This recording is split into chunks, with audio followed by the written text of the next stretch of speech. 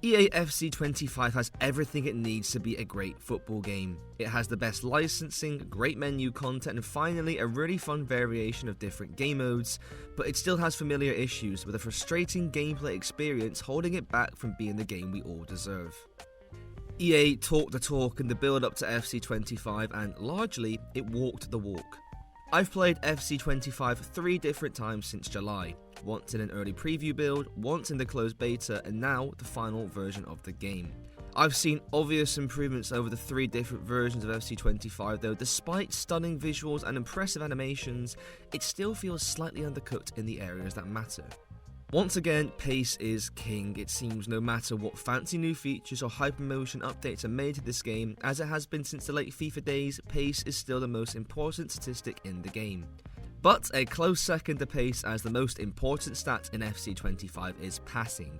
Passing now requires extreme care and precision in FC 25. If you're slightly off balance, facing the wrong direction or attempting to make a first time pass, then 8 or 9 times out of 10 you'll find yourself misplacing that pass and defending again.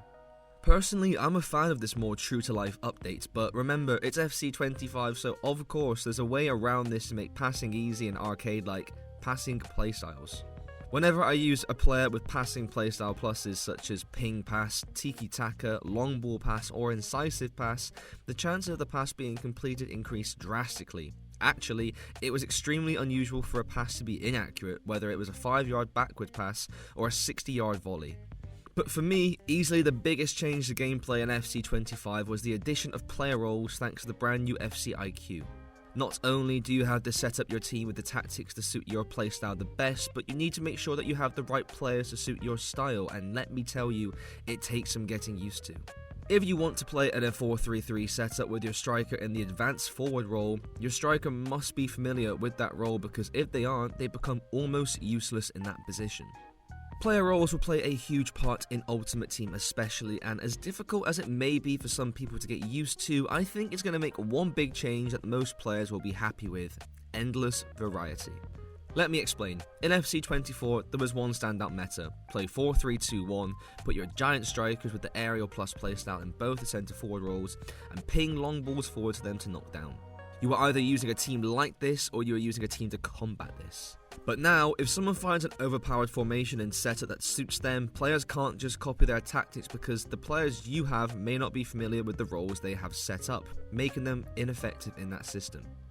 Get ready to see a huge variety in how players set up their teams in FC 25, and preset custom tactics will be more important than ever because there is no way you can adjust your tactics in this much detail in the 40 seconds you get for a pause. As I mentioned earlier, graphics wise, the game is spectacular as always.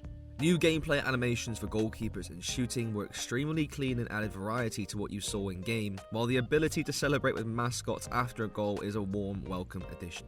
Ultimate Team is EA's cash cow, the star attraction and the main event rolled into one. It's the game mode that generates the most money year in year out, so it came as a surprise that not much has changed for FC 25. And in all honesty, that comes across in-game. It genuinely felt like I was playing FC 24 all over again, and it left me pretty underwhelmed.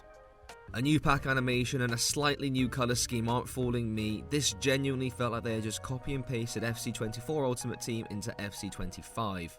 But what frustrated me the most was the gameplay. Across all other game modes, you could feel some differences from last year, but it's like these changes weren't made in Ultimate Team, and that same toxic and ridiculously fast-paced gameplay remained.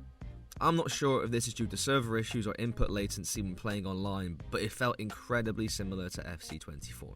Aside from the gameplay, there are some obvious improvements to speak of. Evolution seems better than ever before, with the new requirements giving players more flexibility over who to evolve, while the new Season Pass allows players to earn season points across Ultimate Team, Career Mode and Clubs, so you can earn rewards in these 3 game modes all at once.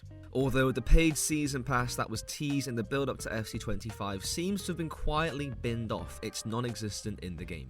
The best addition to FC 25 Ultimate Team, without a doubt though, is Rush. After the epic fall of Volta, which has subsequently been removed in FC 24, I was skeptical of what to expect from another small-sided game mode, but each Rush match is an exhilarating 6 minutes of mad fun, whether you're playing with strangers or friends. Career Mode is the middle child of the EA Sports FC family. Year after year it seems to get the least attention, but this year the tables have turned and Career Mode fans are feasting. New features such as women's football and FC IQ are fantastic additions to Career Mode, but the revamped Youth Academy in Manager Career is the pick of the bunch. Using the Rush game mode, you can now develop your youth squad in-house, playing tournaments using your youth players, so not only can they improve, but you can get a feel of how they play in-game. And a little bonus for all the picky players out there, the 14 and 15-year-olds actually look their age in FC 25, so no more teenagers with wrinkles and a beard. Women's Career Mode is another great addition as it offers players a new challenge from the men's Career Mode. Dealing with a smaller player pool, smaller funds and shorter contracts can prove a hell of a challenge. One new feature that I was a little underwhelmed with though was Icon Player Career Mode. On paper, it's a great idea, but when you start playing, you quickly realise that you're controlling a 94 rated Ronaldo for League 1 Wrexham. There's no room for improvement and it gets boring quite quickly. Live start points is another new aspect of Career Mode that I cannot wait to try out, but this isn't available just yet, with EA confirming it will be released post-launch. I played more clubs than ever before in FC 24, 678 games to be exact, so when I saw the clubs changes coming in FC 25, you know I was excited. The new menu layout is a big improvement on FC 24, and to be honest, I could have spent hours messing about in the player customization thanks to the new FC Cranium. You really can create whoever you want. In the few drop-in matches that I played, clubs seemed to have kept the fast-paced gameplay that we got used to in FC 24, so once again, the gameplay is not that different. When I can finally get the chance to jump on with friends, I cannot wait to see what sort of storm we can cook up, especially using the new facility card feature, which looks very promising indeed. To put it simply, FC 25 feels like FC 24, but with a fancy new outfit and some killer accessories. When you remove the cosmetic additions and some of the new mode upgrades, gameplay-wise, it still has pretty much the same game at its core. Although this isn't necessarily a bad thing, I enjoyed FC 24 for the most part, but after being told for months that gameplay would be different from FC 25, it did leave me underwhelmed by how similar it was to FC 24.